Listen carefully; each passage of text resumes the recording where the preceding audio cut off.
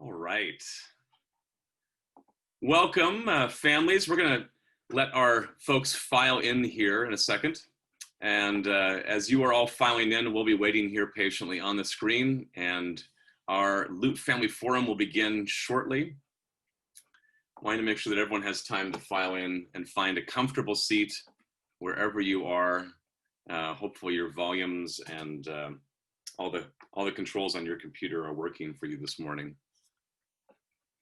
It's been a bit rainy here in the Puget Sound, so I'm hopeful that as we have families calling in from faraway places, that the sun is out and it's a beautiful fall day there.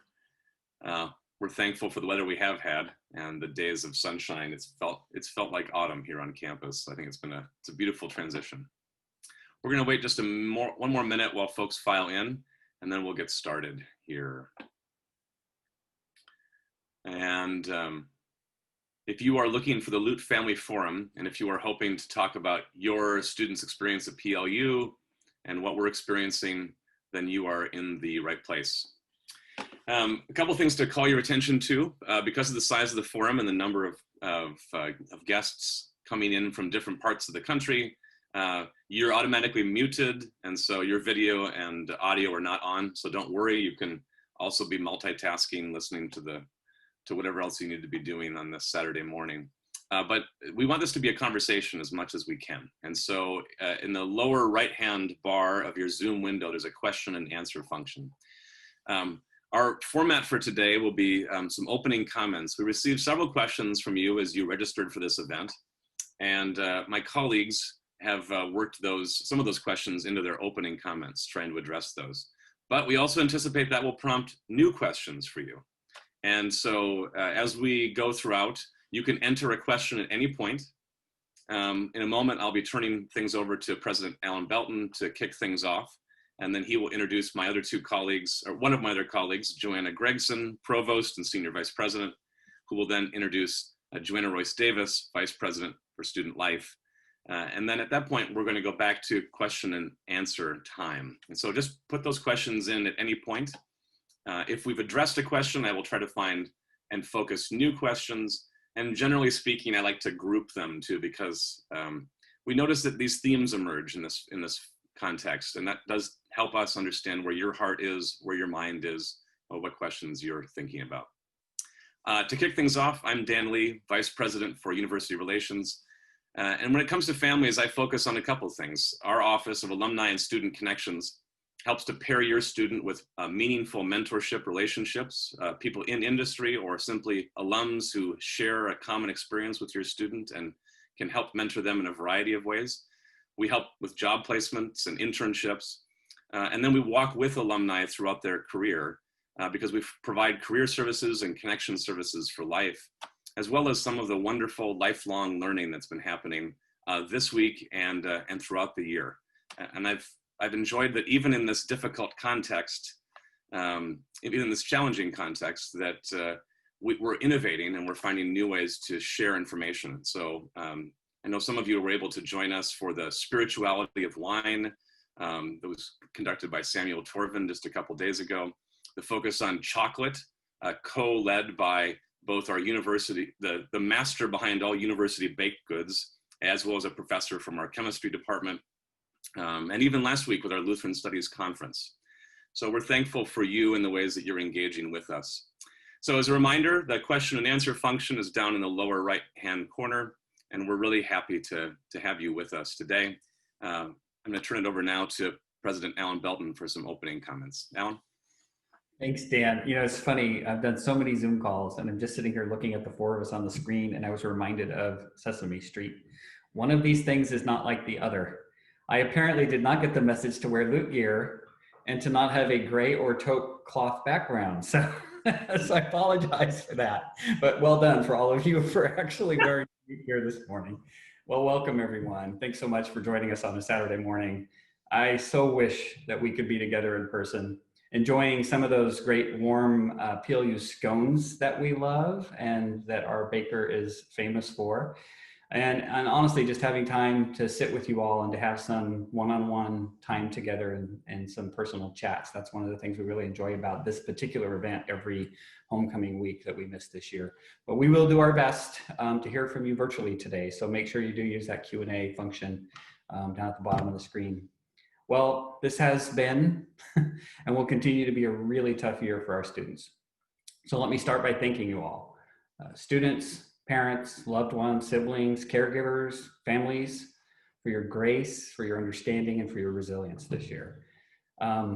Navigating college is hard enough. It's definitely hard enough without the added complexities of a global pandemic thrown at us. Everyone on the screen today, all of us have been working really hard, nonstop, on behalf of our students, trying to keep them safe, keep our staff and our faculty safe, and doing so while we're trying to also provide the PLU experience that you hope for. And for each of us, for the four of us, there is behind the scenes a multitude of folks in residential life and dining, custodial services, financial services, advising, the Center for Student Success, counseling, the health center, our amazing faculty, and so many more, working to keep your students safe and well cared for. And I am eternally grateful to our faculty and our staff for their care and commitment for our students. As a parent of a student who graduated from college in May and experienced that abrupt end to their college experience, a senior in high school who is right now learning remotely while filling out the FAFSA and applying to 8 different colleges and universities, and perhaps most importantly for each of you, one who is currently in his sophomore year at college. I am acutely aware of just how important that commitment is on behalf of our staff and our faculty. Our student is living alone. He's experiencing a completely online learning this term. He's trying to make connections, and he's trying to not feel so isolated. We know he is feeling isolated. He is in a single room. It also makes Melinda and I, my very proud alum wife, acutely aware that this is one of those situations where, as hard as we all work to make this experience great, these can be really tough times for your students. We're discovering together, all of us, just how difficult it is simply to have that genuine campus experience that you hope for. I know you're aware of the work we've done to prepare for life at PLU in a time of COVID. Our comprehensive planning, including the quarantine and testing protocols you're all familiar with, the resources we put behind those, have helped us to not experience the massive outbreaks you're seeing at other colleges and universities around the country. And frankly, we're proud of that. And we're really thankful for that. So, wish us luck that continues. You're going to hear in a few moments from Joanna Gregson and Joanna Royce Davis some of the efforts to maximize both the learning experience and the living experiences at PLU this year. I suspect you will hear from them that despite all of the challenges that we're facing and all the impacts this pandemic has had on universities nationwide, you're really proud of the way that PLU has continued to thrive and move forward. We've continued with the really important work that has to be done, and some of the innovations and traditions that the campus is used to, from virtual homecoming, which you're experiencing this week, to the opening of our amazing School of Nursing Clinical Learning and Simulation Center, the introduction of new academic programs and new ways of supporting students in a virtual world. Today is an opportunity for you to hear directly from us and from us to hear directly from you, and to ask the questions that are top of mind as a member of the Lute family. So please make sure you do so. So thank you for supporting your students and trusting us to take care of them. I look forward to hearing from you as we go throughout this hour we have together, and hopefully seeing all of you on campus in the not so distant future. Thanks. Now I want to introduce our amazing provost, head of the academic division, Joanna Gregson. Thanks, Alan. And just as Alan acknowledged that one of these kids is not like the other because he's not wearing his Lute gear and he doesn't have a gray background, 2 of these kids are like the other because the 2 women on the senior leadership team are both named Joanna. So I'm the Joanna Gregson version of the 2 Joannas. And as Alan said, I'm the provost and the head of the academic division. And that's a role I came to after serving on the faculty at PLU for 19 years in the Department of Sociology. As Dan said at the outset, we had some opportunity to speak with alumni, and I think some family members were there too, a few nights ago, And I said something at the beginning of the night that I just want to repeat now because I feel it so sincerely. And that is, it is a privilege to represent the academic division at this time in the university's history. I don't know if there's been a time when I felt more pride in my faculty colleagues or our amazing students, your students, than I do in this extraordinary moment in our institution's history. The struggle is real. Like Alan, I also have a student who's a first-year student or who's in college. Mine's a first-year student. It's hard. It's hard for families. It's hard for students. But I can also say that our faculty and our students are showing resilience, a commitment to learning, and a thing that makes me most proud, they are showing their extreme capacity to care for one another, for their families, for their communities. As I shared with our alumni a few nights ago during the presidential town hall, if what we accomplish from educating students in this unique chapter is awakening their full capacity to care, I will say we have done our jobs. So I thought I'd share just a few moments about our current, or a few comments about our current learning environment, how faculty are adapting their teaching in this moment, and I'll give a few examples. So for context, just so we're all on the same page about these words I'm going to say, we are offering online and blended courses this fall. Blended courses you may also be familiar with as hybrid courses. That's the language that's used in a lot of K-12 and some other universities. We use the term blended at PLU. Blended courses are those that have elements of online and in-person instruction. So it's a blend of both. And the way the blend works is really dependent on the course. So some courses might have an online lesson one day and then an in-person another day in the same week. Some might have an entire unit that's online and then shift to an entire unit that's in person. It really depends on the course, the lessons that are being taught, and the faculty members' personal pedagogy. Our faculty have prepared to teach online and blended through our Pluto program, which I just want to give a quick shout out to. For those who don't know, Pluto is our very, very clever abbreviation for PLU, Teaching Online. And I'll give you a moment there to process what that means. Pluto, get it? Pluto has actually existed since 2014. So we have been doing some version of online teaching for years before the pandemic. And while technological infrastructure is an important part of teaching online, our primary focus at PLU is and always has been on faculty preparedness, bringing the PLU standards of teaching excellence to wherever students are learning. So just as the in-person experience of learning at PLU is distinct, so too is the online experience. This summer, we offered a Pluto curriculum for all interested faculty who learned about things from how to create online lessons, how to teach blended courses where you shift back and forth. And in this summer, when our faculty were off contract and by all rights would have been understood to be staying far, far away from work, 158 of our PLU faculty voluntarily completed this training because they wanted to be ready to teach your students this fall. So let me give you a couple of examples of how our faculty are implementing those lessons. Some of your students may be sharing these things with you, some not. If they're like my child, you're not hearing about this. So I'll give a few examples. So some of our faculty are holding online classes using Zoom, of course. We're all using Zoom now. Some are streaming lectures and discussions from a PLU classroom, writing on the whiteboard and really, back in the classroom, there's just not students there. Others are streaming lectures and discussions from their kitchen tables. They're putting students in the breakout rooms, holding one-on-one conversations with students over Zoom, or having one-on-one conversations with students on campus outdoors.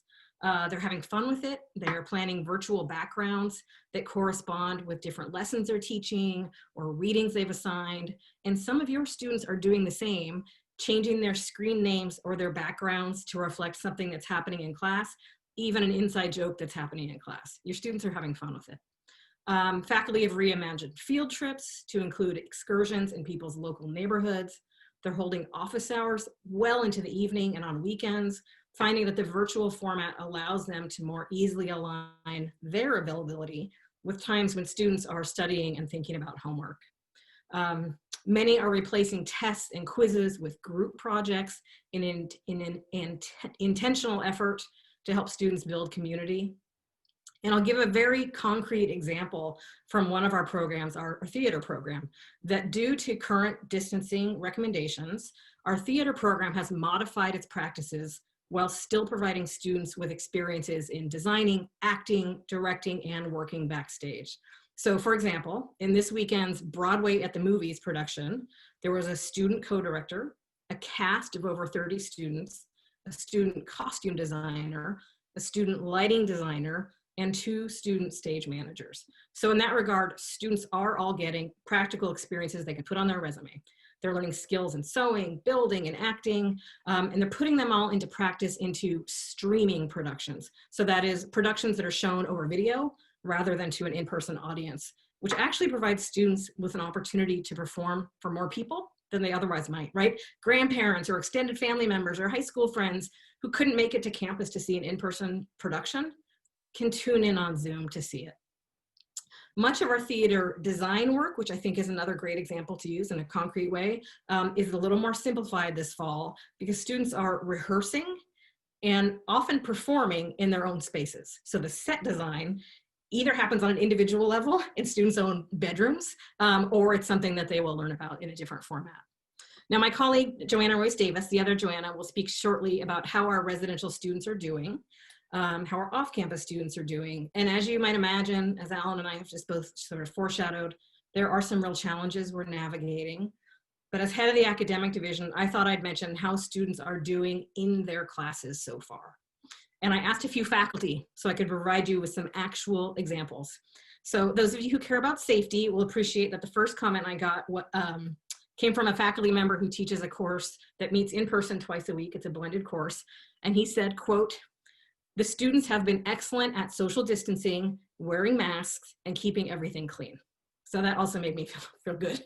I heard from another faculty member who said students are staying up to date on the readings and they're engaged. He said they're hungry to interact and hungry for the normalcy of an education, and every moment he has with them is a joy.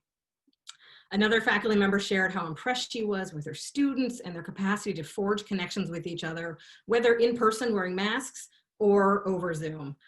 With respect to Zoom, she said, the fact that you can see people's names in the corner of the Zoom screen actually has an unintended positive consequence. The students are learning each other's names in ways they might not in an in-person class. This faculty member told me she didn't expect that and didn't anticipate how much students would still be able to forge connections online. And she was really, really pleased with that. In fact, as counterintuitive as it might sound, this faculty member told me teaching online has helped her connect with students in ways she hadn't before. And she gave the very specific example of working with a student who is now in her 3rd class with her. We're so small at PLU that you often take multiple classes from the same faculty member. So this faculty member had had a student two previous times, pre-pandemic, and now in the pandemic has heard the student speak more than she had ever heard her speak before, because there was something sort of equalizing about the Zoom format that feels different than a typical classroom where there's a sort of a known pattern to which students interact. So she said that was an unexpected positive outcome for her.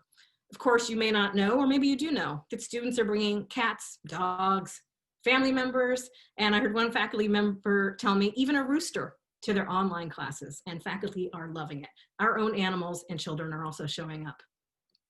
One of the FAQs I hear from students and parents is whether there will be more opportunities for in-person instruction this fall. The answer is complicated and probably not very satisfying because the answer is, it depends. Overall, yes, more students have had opportunities to have in-person elements of their blended courses since we moved our campus status dial to 3. But who those students are and whether there will be more opportunities this fall depends. As Alan said, it depends on the public health conditions on the county and on campus. Depends on the faculty members' lessons plan and how those plans align with evolving health conditions. Depends on your students' course schedule, the classes they're taking, the faculty members' pedagogy. Even students within the same department with faculty teaching in the same class might have different experiences based on the faculty member's preferred approach to teaching. And it depends on faculty's personal circumstances. A number of our faculty have been in a holding pattern on a personal level as our nearby school districts have pushed back their reopening plans. as many of you have probably experienced, it is very difficult to make childcare arrangements in the best of times. And it is even more challenging to find a care arrangement that's safe for the family and that's available for possibly only short-term timeframes during a pandemic. And we're committed to supporting our faculty just as we are to supporting all our community members at this time, including those faculty who in the best laid plans wanted to be back teaching in person for their blended classes and just can't do it right now because they have caregiving responsibilities. The other FAQ I've heard a lot is, what about J-term in spring? What have you decided? So hot off the presses, just yesterday, our faculty met because of the faculty at PLU create and own the academic calendar. Our faculty met yesterday and agreed to make some modifications to our January term and spring calendars to mitigate risk. So we'll be compressing the terms starting a little bit later, and we'll be sharing all of those details about the calendar in an announcement coming this week. There's a few details we need to work out behind the scenes about what that will look like, but I want you to know there will be some changes to the calendar. The other thing I want to let you know is next week we'll also be announcing the instructional modality. So how will these classes be taught? Our faculty all have been told to anticipate that January term will be mostly online.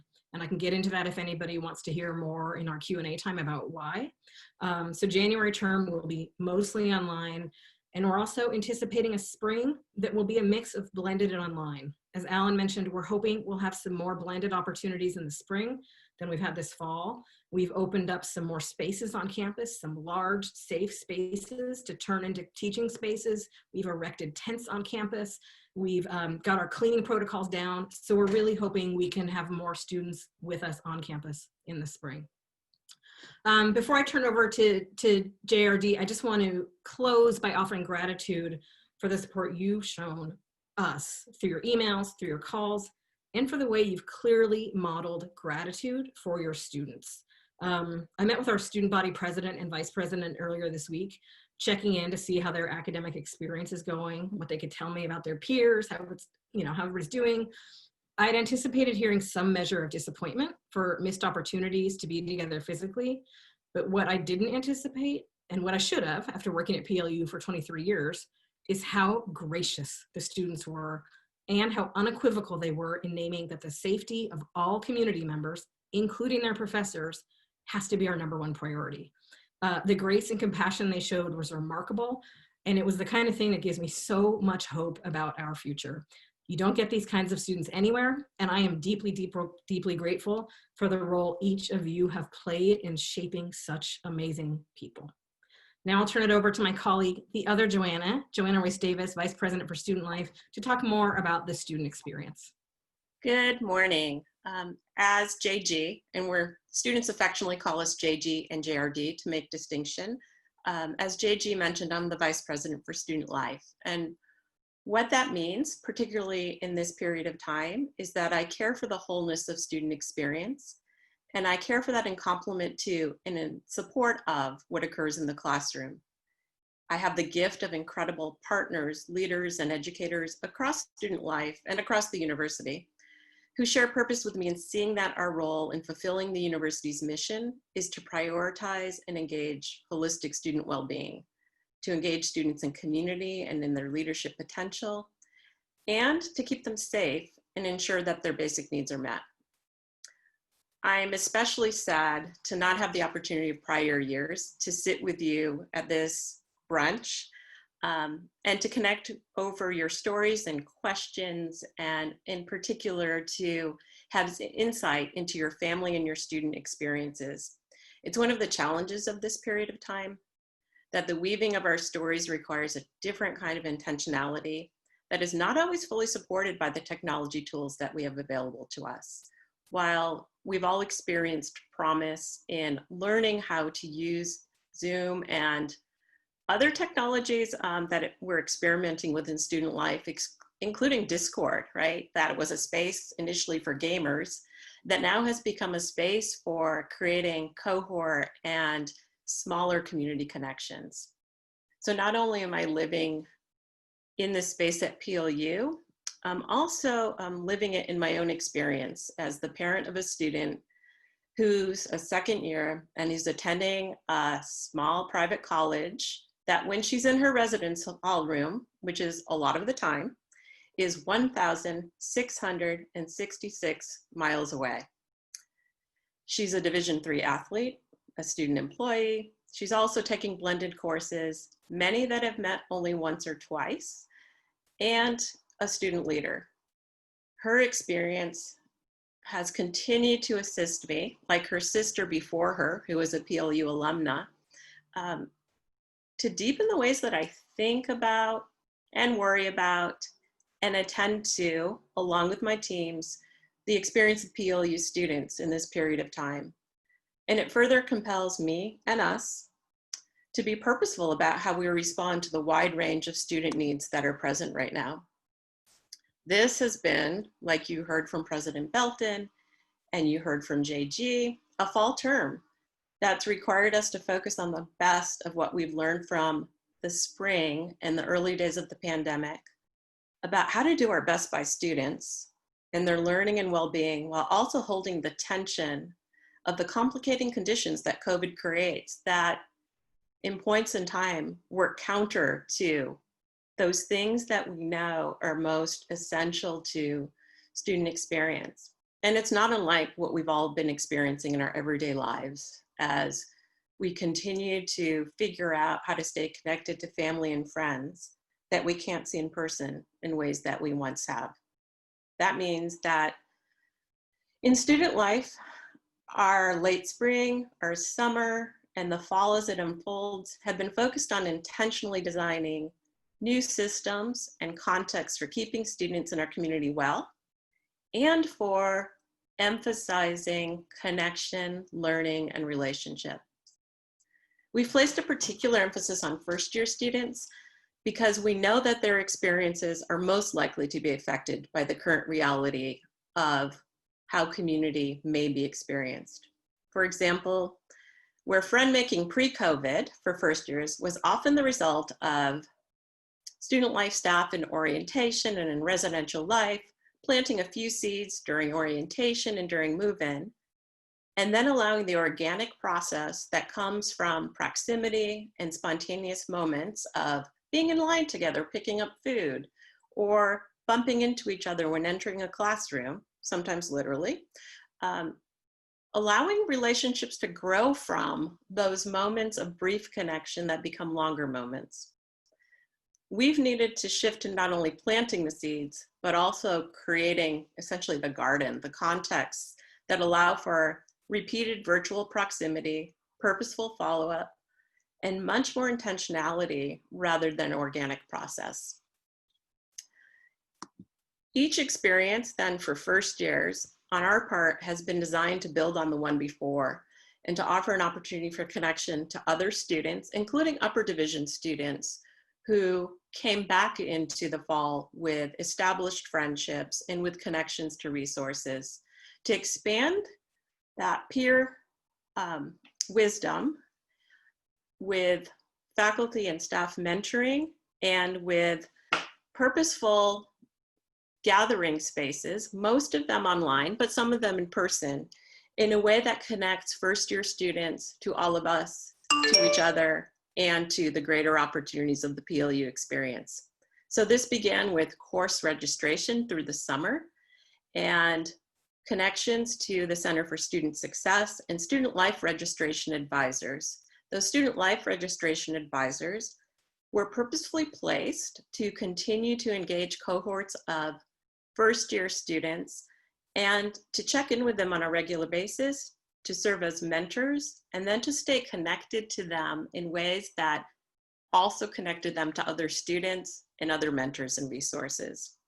This was also intentionally built into the Lute Welcome experience, once known as New Student Orientation, that was not only about a weekend of activities, but also continues through the fall. It's ongoing now, and where upper division students engage ambassadors, continue to engage with their original Lute groups, who were small groups of first-year students who were, who experienced the orientation events together, but also who continue to check in together, and who also are part of shared learning communities that offer both a common theme and common courses, including for most students Writing 101, potentially Plus 100 or other first-year courses, and that also include, on purpose, residential students, commuter students, and remote learning students who, again, met each other first during Lute Welcome and now see each other in some form weekly for the course meetings or for other learning activities that are associated with the learning communities of which they're a part. Many of these Lute groups also have mentors from among the faculty and staff who continue to serve as resources to new students. In my case, I was part of a Lute group where many of the students who are now in my Plus 100 class that is focused in this case on student athletes that I'm co-teaching with our baseball coach, and where we've now been able to meet in person. We just finished week 4 of meeting in person, and where, like JG, I've experienced the absolute resilience and deep care of students for this to be an ongoing opportunity for themselves and their peers. So we've learned to gather in spite of face coverings, to clean classroom spaces together, and to engage technology to ensure that the most vulnerable members of our community also have full opportunity to participate. In addition, the centers, and when I refer to the centers, I'm talking about our campus ministry office, multicultural outreach and engagement, our diversity center, Center for Gender Equity, the Wong Center, as well as the Center for Wild Hope. These groups of leaders come together to say, how do we engage student experience in a way that is focused on that mission of care? And they together have come up with the idea of offering micro in-person experiences that are purposefully focused on students who live on or near campus. And on a daily basis, students have the opportunity to sign up online for an in-person shared walk or coffee time with either our university pastor, a mentor from the Center for Gender Equity, our director of the Diversity Center, who may end up working in our community garden for a bit. They may walk our golf course. They may sit down, physically distance for a beverage. And what I've heard from students about this, also as I've bumped into these groups on some of my own walks with students, is that they've met students they didn't expect to meet or wouldn't have met otherwise. And that connections are forming out of these micro opportunities that are both responsive to what we need to do for public health and simultaneously responsive to what we need to do to be in community together. And while this isn't a comprehensive description of our purposeful work, I hope these examples are helpful to you. I also wanted to mention the purposeful enhancement to mental health resources that was put into place before COVID, and that triples our capacity for student access and response, and also responds to our value of equity in ensuring that students, no matter where they are, have access to critical resources. So this tripling includes our own counseling and health centers, who are providing telehealth and some in-person services right now, Lute telehealth that expands mental health, psychiatry, and nutrition resources to all of our students 24/7, 365, no matter which state they're in, and if they have a US-based VPN, no matter where they are in the world, and our 24/7, 365 crisis line that provides students with immediate access to support and resources. Finally, I'll mention the Student Care Network. This is a partnership between the Academic Division and Student Life, and that includes partners from across the university. It's PLU's interconnected responsive care approach to proactively responding to student needs and concerns that they or another community member are noticing, and ensuring that they are then connected to resources and supports. So I'm grateful particularly to the director for the Center for Student Success and our Dean of Students, who serve as co-leaders for this response network. So this is an approach rooted in care, and any community member can uplift a student that they are worried about. Care forms are found on the front page of PLU's website, and even as we experience a fairly dramatic increase in the number of care forms that have been submitted, what that also allows us to see is where we can make systems improvement in student care while simultaneously responding to individual students. In particular, this has allowed our Dean of Students to use the space that they have available to invite students in, also in person, where that has been most helpful, and to connect individual students to each other there, as well as connect students to broader sets of resources, not only at the university, but also in the community. So like President Belton and JG, I also want to extend my gratitude for the grace that you've provided us, for the empathy in which you've approached us, even as you might have experienced challenge, and for the partnership you continue to provide us in caring for your incredible family members and our students. Thanks. Thanks, Alan and Joanna and Joanna.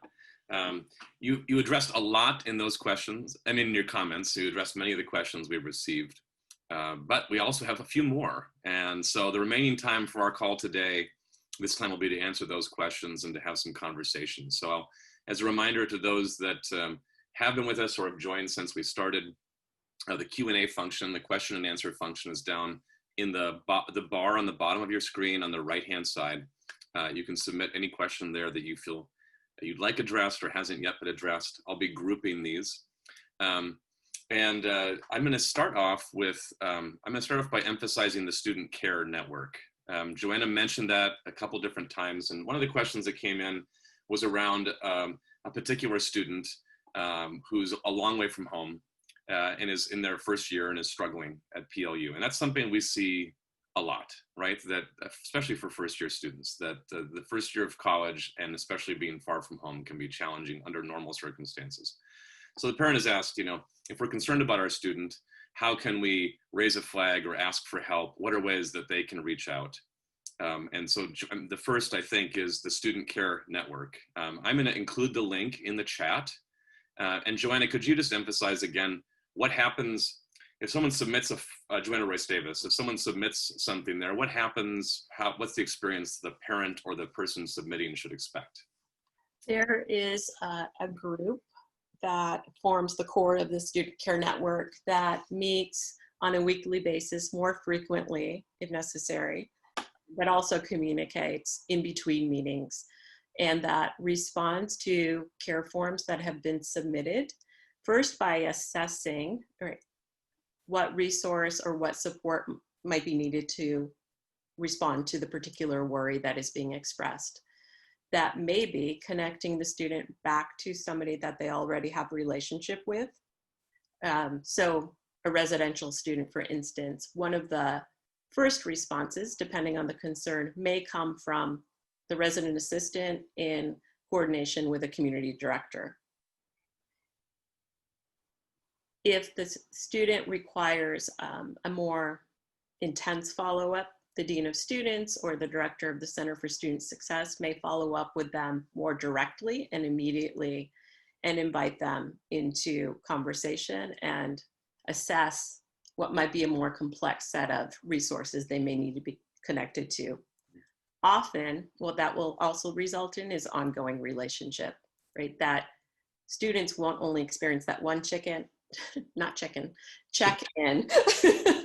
It must have been JG's rooster, but continue to follow up with that student to see how they're doing, to purposefully invite them into opportunities. So I know that Student Care Network referrals have resulted in employment in some cases where I might have a relationship with a student and I understand that they need more proximity to folks, inviting them into employment in my office or in another space. It's resulted in small groups being formed who may share an experience. So there's another example where there were students who shared a particular mental health diagnosis who were interested in connecting with other students who had that shared experience, and the Dean of Students was able to, with their permission, connect them to each other, and they became a 5-person group that continues to stay connected now and who manages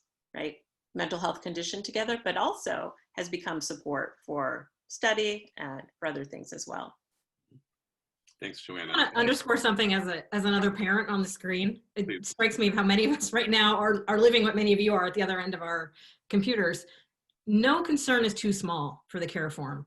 If you have any concerns, any inkling of like, gosh, I wonder if I should get help for this, if my student should get help for this, let us know. Submit a care form.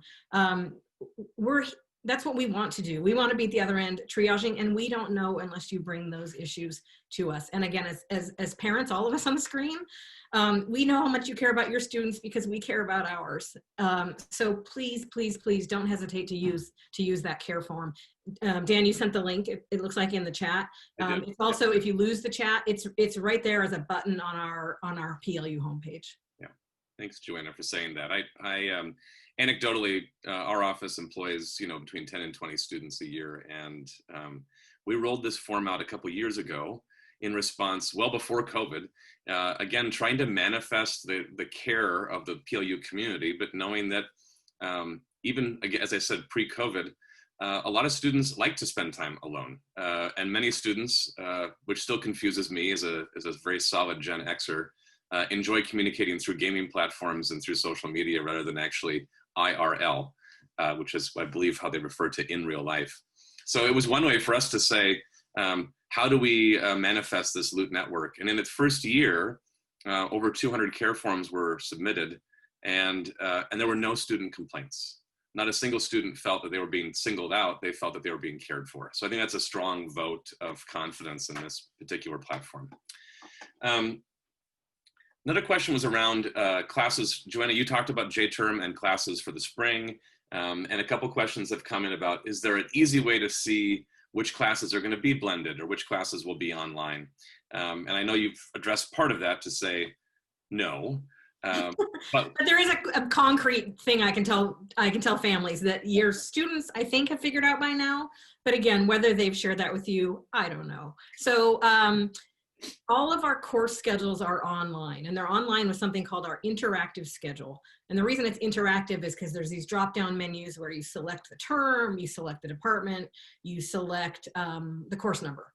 And in that interactive schedule, there's a column, right? There's a column for what's the name of the class, who's the teacher. There's also a column for what we call instructional method. And we have two different codes for that. We have blended, which is BL, and online, which is ON. So family members can go to the main PLU website, and I think it's in the upper right-hand corner under menu, look for academics. And then once you're in there, scroll down and you will see the phrase interactive schedule. You can go in there, you can click, and you can see the modality if you know the other details. If you know what's the, is it an art class? Is it a sociology class? If you know that, then you can find your way there. Or you could look through every single class, I suppose. But it's a lot more efficient if you know the classes.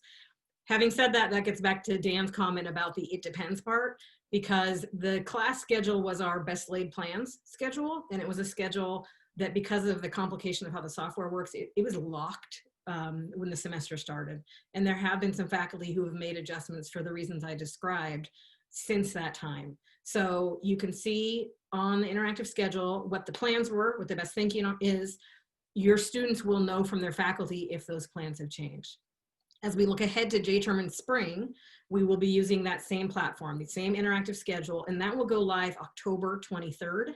I'll repeat that in case you want to write it down or commit it to memory. October 23rd.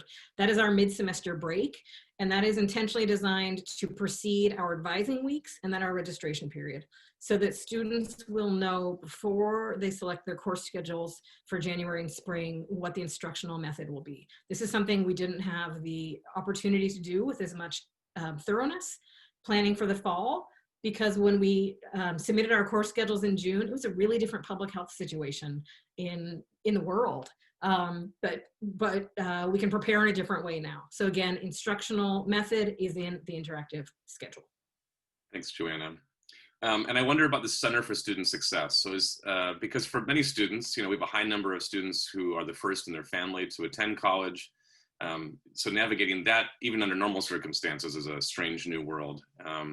So is that a place that students might seek resources as well, trying to navigate all this? Absolutely. And the Center for Student Success is sort of our one-stop shopping. I think it's come up in many of our comments already, because it is a place for for students who need support. They may not even know what kind of support they need, right? But our Center for Student Success is staffed with professional advisors who help them, whether it's selecting courses to take, seeking out academic support, tutoring, getting assistance with financial aid. Go to Center for Student Success, which is css@plu.edu. Couldn't be easier. CSS, if you remember, Center for Student Success. They have an interactive website.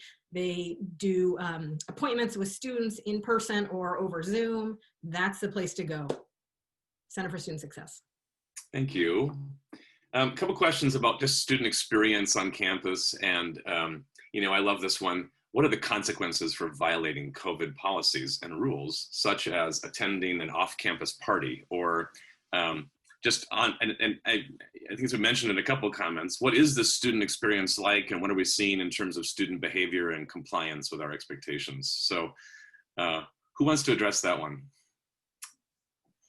Maybe I can start and invite my friends and colleagues in. As you might expect, student behavior is varied. In total, I, like JG and President Belton, am extremely proud of our students and their development of a peer culture that says, right, individual health is also about community health, and that we're committed to as much of this experience as we can possibly have together. And we know it depends on the behavior of each individual and the collective behavior of the community as a whole.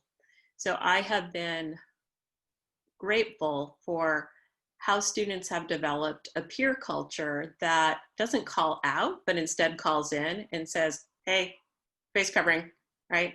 If somebody has forgotten in a moment, or the way students see the need to clean a classroom and contribute to that without being asked, right? That we're wiping down tables together at the conclusion of a class. And simultaneously, the role of coaches and faculty and other staff in helping students to define expectation. So I shared that I am co-teaching this first year course with our baseball coach. And so he had shared with me how he had very purposefully defined for his team what a party was and what a party wasn't, right? That they live in an off-campus house. So there are X number of people in the house, 5 in this case. They may each have one guest, right, to continue their social network, and that he expects that most of the time they're outside with their face coverings, physically distanced. Once they get over that 10 people, it's a party.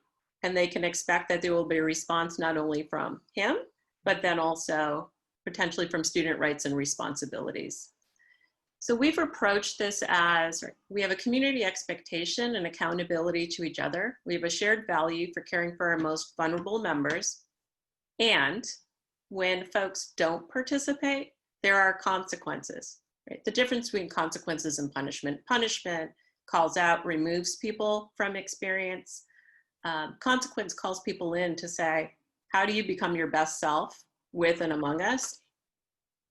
And consequence doesn't mean, right, that you don't lose opportunity or privilege. So we've had a student or two, for instance, lose the ability to access our fitness center for a week or two because after 3 reminders, they still chose not to wear a face covering. We have students who have the possibility of losing housing for similar reasons because their peers are noticing that they're not fully engaged in caring for community. Now, are we going to make every opportunity available for them to be able to do that? Yes, but ultimately the consequence could be the inability to participate in that form of community for a period of time. I just want to add one thing here. So I love this question because of all that I'm seeing at my son's institution. Not good, by the way. Not seeing good things there.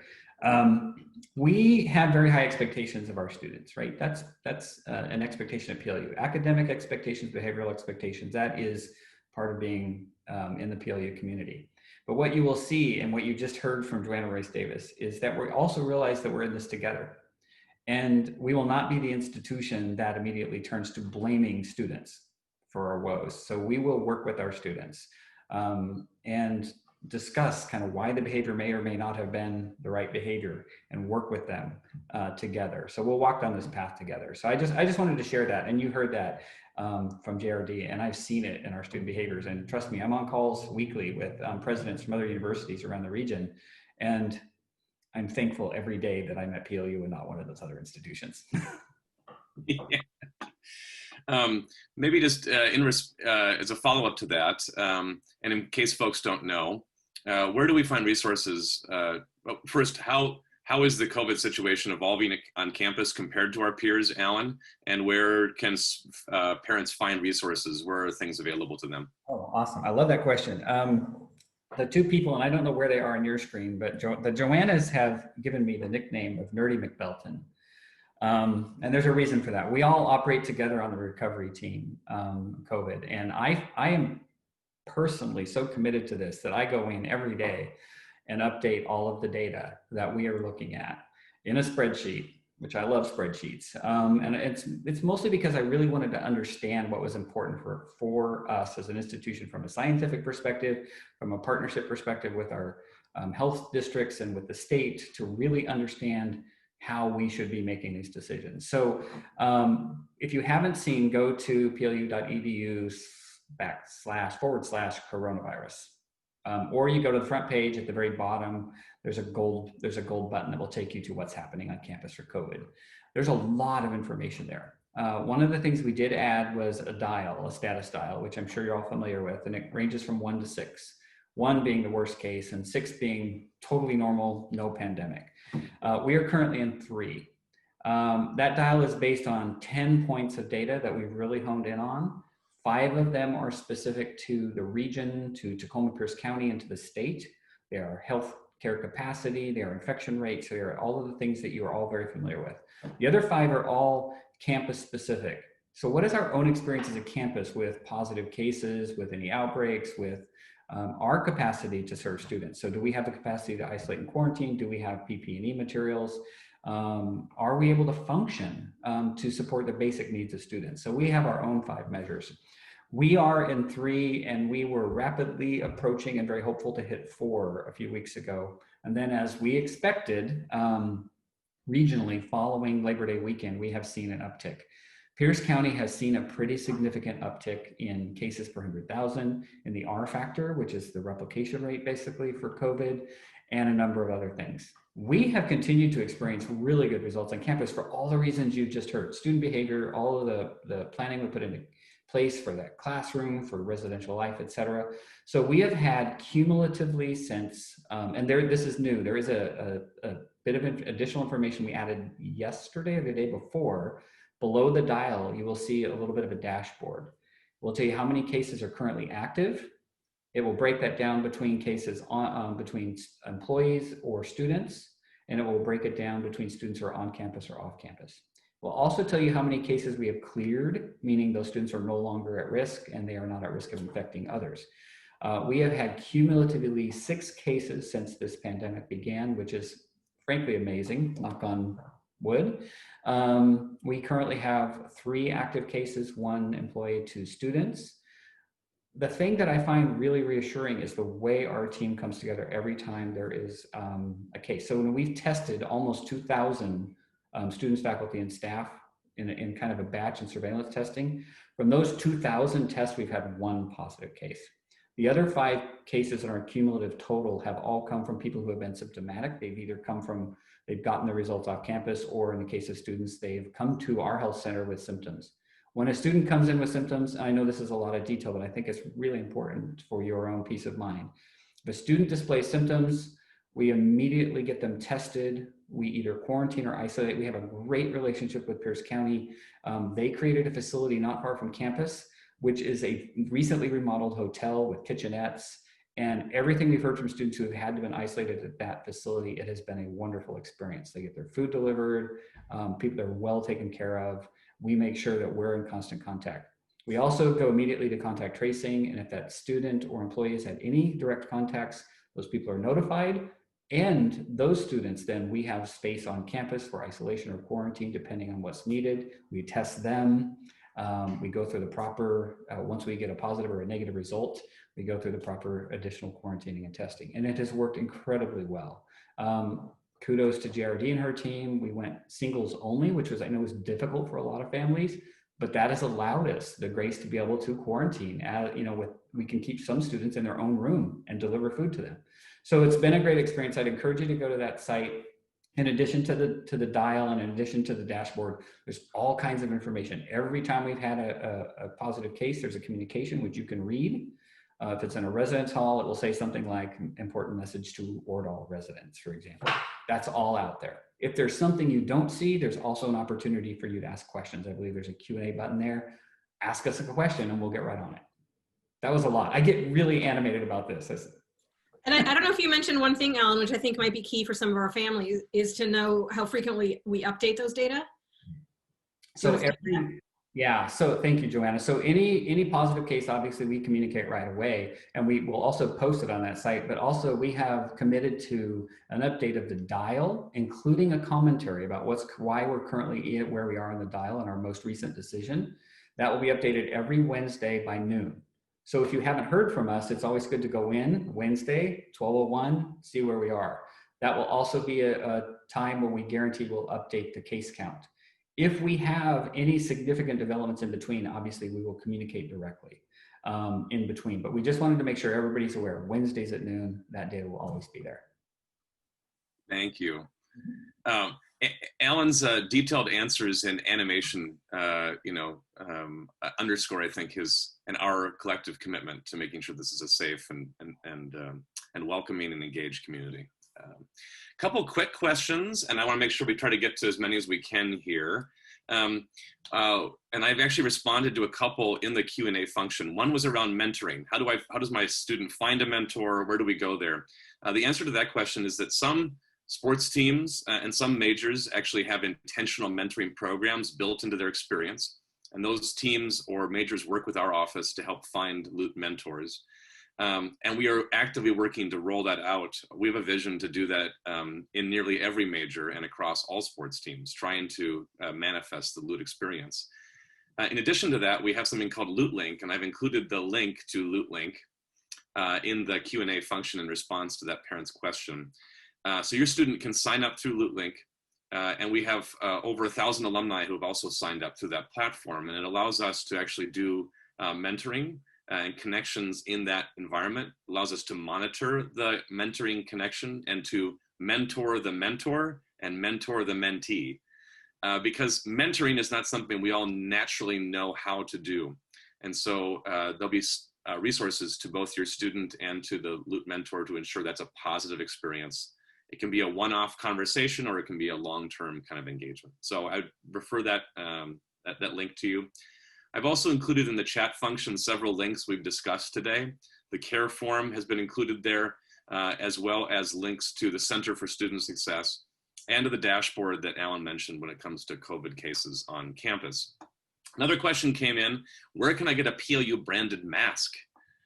You can purchase them through our Lute Locker. We've also provided them on campus, but you can purchase them through the Lute Locker. That's online, and I included the link there in the Q&A. Some other questions that have come in. One was around just, and I think this connects to the plus year, Alan. One was around PLU concerts. Will they be live streamed? There's a parent with a senior this year in the wind ensemble asking about that experience. And so what are our plans for musical ensembles? And so it's probably a Joanna and Alan question, I'm guessing. Yeah.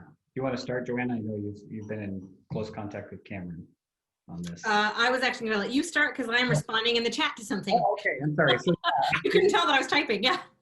And I think that we've actually communicated this on that same coronavirus website, but if not, we'll make sure it's out there. So the Dean of the School of Art and Communication has put together an entire really comprehensive plan for performances. And so it's more than obviously just music, it's theater. You heard a little bit about that earlier.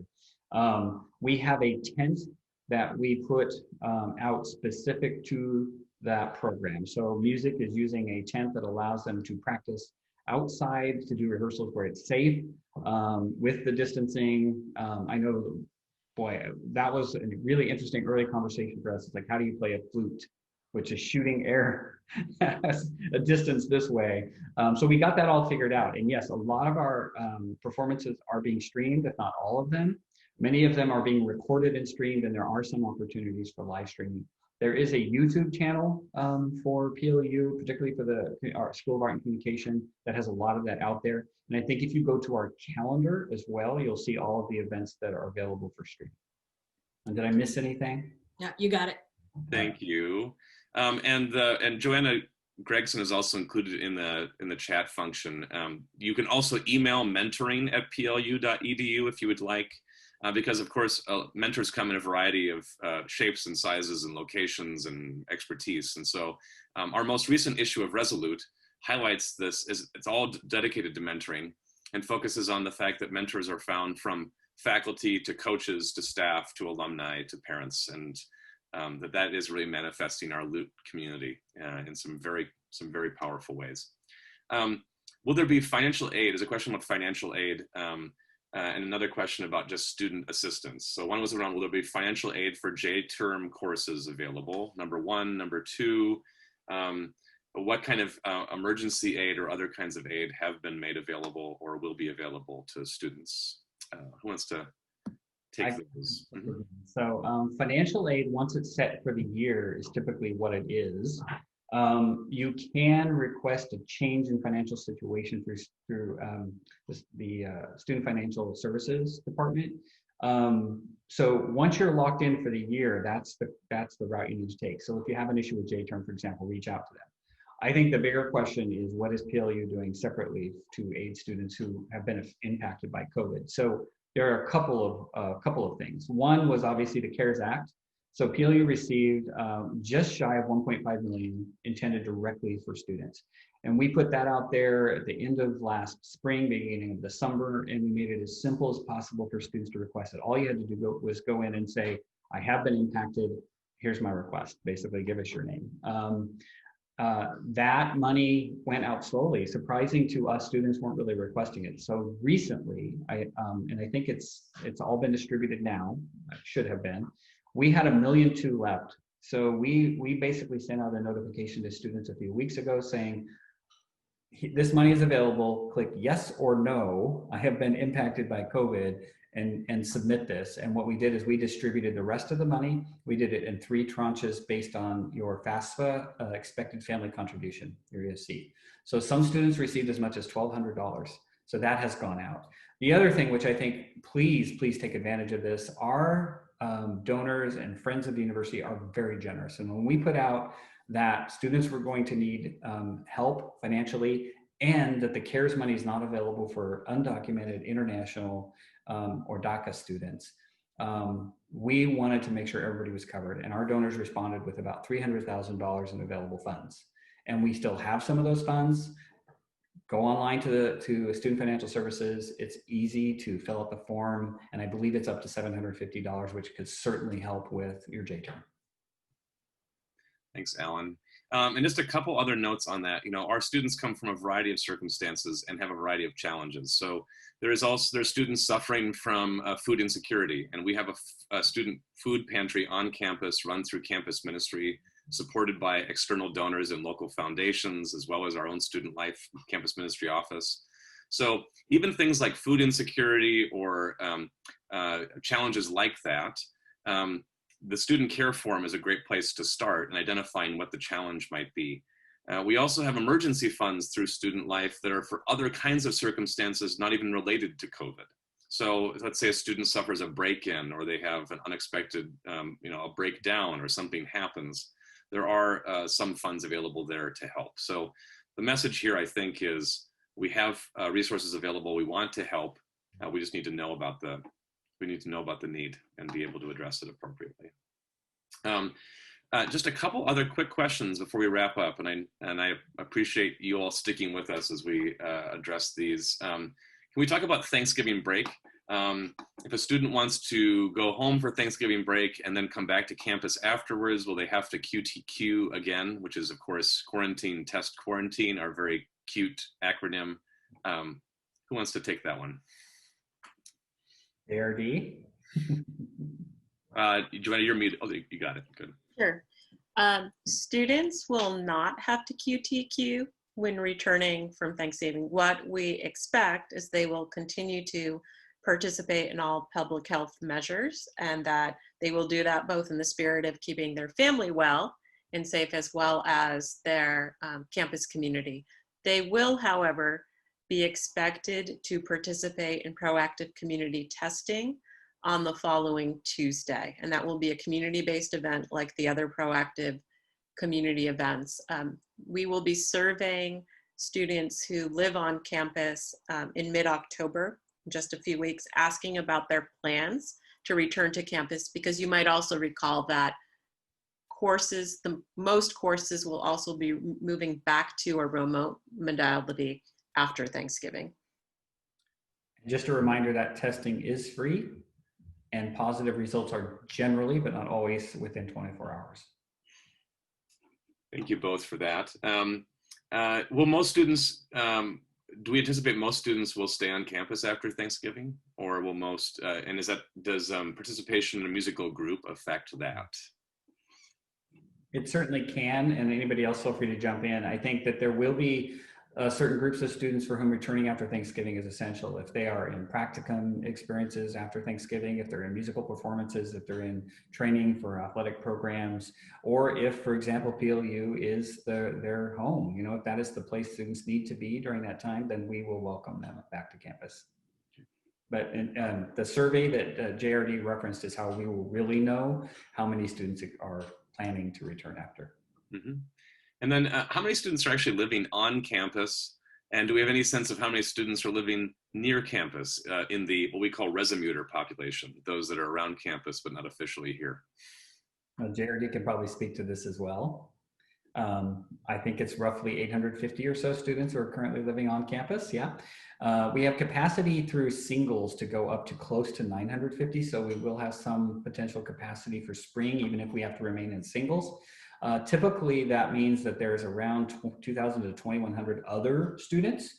About 360 of those are grad students. They typically don't live on campus. Some of them will live near.